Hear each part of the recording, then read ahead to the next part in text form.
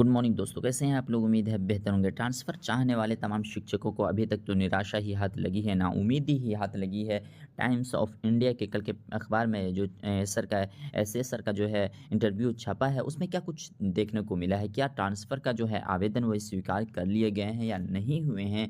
इतने दिन क्यों हो गई है देरी जो है, और इनका जो है लक्ष्य क्या कुछ है? जी, कब तक जो हो है इनका लक्ष्य के मतलब पहले तो कहा गया था कि ये जनवरी के फर्स्ट वीक में आप अगले स्कूल में योगदान दे देंगे, तो ये लक्ष्य तो कहीं न कहीं ख़त्म हो गया। अब जो है, अब देखते हैं लास्ट टारगेट जो दिया गया है, उसमें क्या कुछ कहा गया है। तो सबसे पहले पेपर को देख लेते हैं, उसके बाद समझने की कोशिश करते हैं।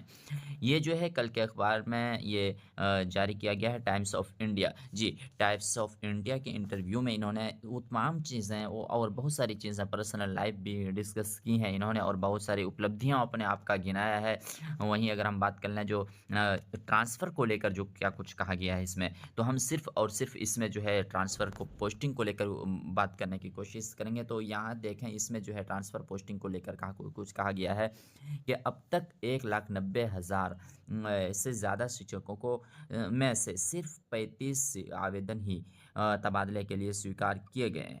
क्या विभाग इस प्रक्रिया में तेज़ी लाने की योजना बना रही है? जो है सवाल पूछा गया था। जी, ये सवाल पूछा गया था, तो इसके जवाब में क्या कुछ कहा है एससीएस सर ने।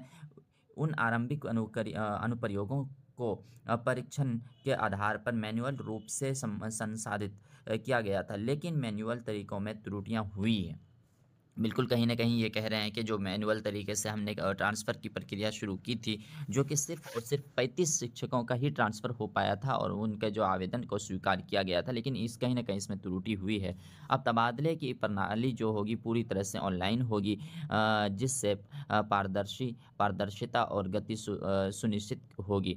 जो ट्रांसफ़र पोस्टिंग जो आप पहले लेटर भी देखे होंगे और न्यूज़ भी अलग-अलग देखे होंगे कि मतलब जो है अब मैनुअली जो होना था, वो अब जो है क्या कहीं न कहीं सॉफ्टवेयर के माध्यम से होगा, जिससे जो है पारदर्शिता जो है वो भी दिखेगी।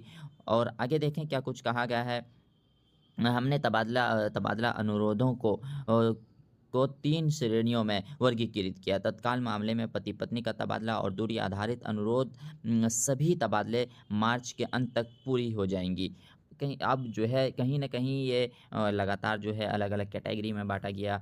फिर जो है अब बताया जा रहा है कि फिर हम 3 कैटेगरी में बाँटेंगे। पहले जो हो जाएगा पति-पत्नी के बारे में हो जाएगा, और क्या बोलते हैं, दूरी के आधार पर हो जाएगा। इन इन तरह से जो है वर्गीकृत किया जाएगा, जिसके बाद जो है उसको मार्च तक कहीं न कहीं उसको अंत तक पूरी हो जाएगी। हालाँकि शिक्षकों को मैट्रिक और इंटर परीक्षा के बाद ही कार्यमुक्ति किया जाएगा। जो अभी वर्तमान में पदस्थापित हैं जिस स्कूल में, वहाँ से मुक्ति जो है ये एग्ज़ाम ये मैट्रिक इंटर का जो होगा उनके बाद ही होगी, आप नए स्कूल में जाएँगे। बाकी यही कुछ है। अब देखते हैं अगला लक्ष्य जो दिया गया है इसमें पूरा हो पाता है या नहीं हो पाता है, क्योंकि अभी तक जो लक्ष्य दिया गया था उन तमाम लक्ष्यों को जो लक्ष्यों में कोई भी काम नहीं हो पाया है, तो क्या इस बार भी नहीं हो पाता है?